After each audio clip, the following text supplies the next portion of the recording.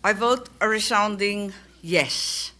Sa hinabahaba kong pagsisilbi sa Kongreso, sa 12 taon na nanilbihan kami, ang trabaho ng kongrestista sa pagkaalam ko ay maging kinatawan ng kanilang distrito o kanilang sektor.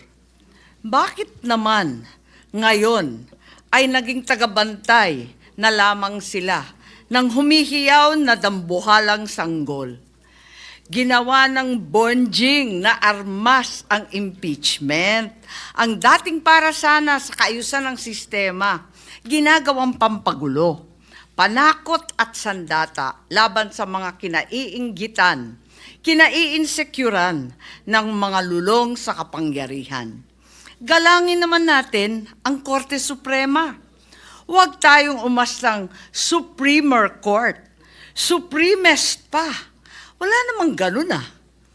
Sa mga kapatid kong senador, paano tayo magiging dakilang mambabatas kung tayo mismo ay hindi susunod sa batas?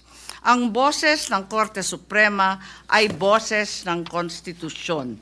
At kung sino man ang sasapaw sa boses na ito ay isa lang ang tono, ambisyon. Kaya naman, mag-move on na tayo. Magtrabaho at huwag konsintihin ang isang spoiled na bonjing. Huwag nang busugin ng pabor. Huwag nang pumayag dahil may pabuya. Huwag tayo magpalaki ng buwaya, baby pa nga ang tawag, lulong na. Sa mga mahal kong kongresista, may suggestion po ako. Ito suggestion lang naman, Huwag niyong masamain.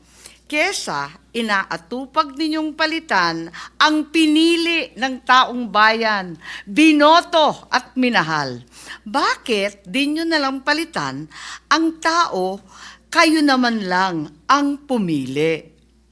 Ayaw paawat ng iba sa kakaflex. Ano kaya kung yung speaker nyo na lang ang paltan nyo? Kaya nyo yan. At dahil dito, bumuboto ako ng malakas na oo. Maraming salamat po.